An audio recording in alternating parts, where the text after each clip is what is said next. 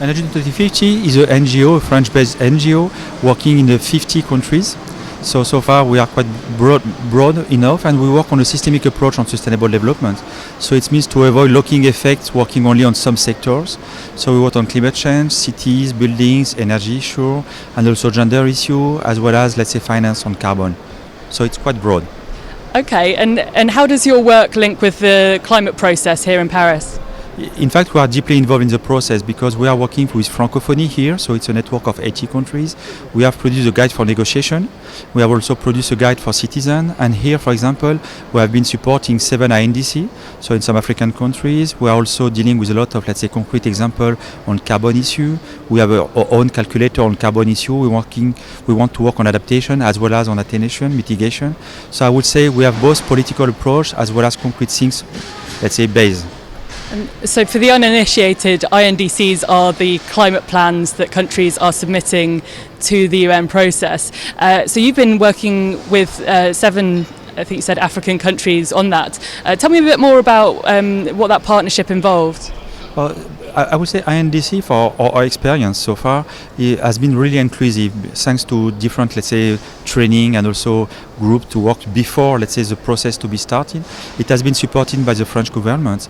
And for example, we have supported the process in Togo, and it has been quite interesting because the full vision has to come to a low carbon development strategy with co-benefit on mitigation. So I think we want to reverse the process. This is the vision of the NGO. We don't want to, for example, Togo is 0.03%.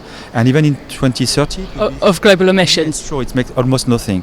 And even if they increase deeply the emission, it will be almost nothing at the end. So for them, development is the main strategic issue. So we want to make them confident that entry point can be resiliency, adaptation with co-benefit, and like that you can embrace cities, buildings, energy, agriculture, land issue. And I think it has been a quite creative issue, and we are glad of the process.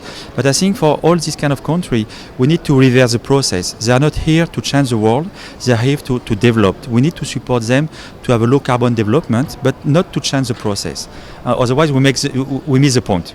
So you need to work with countries on what their priorities are and what they want to achieve. And tell me what you want to see out of Paris in terms of a climate deal. What kind of things you think are really important to have in there?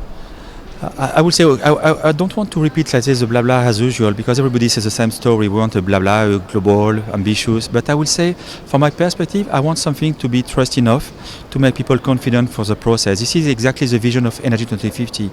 We want to transform constraint into opportunities. We think that so far the process is so badly organized, and we need to reverse the process again, because we are going to have such a lot of cloaking effects.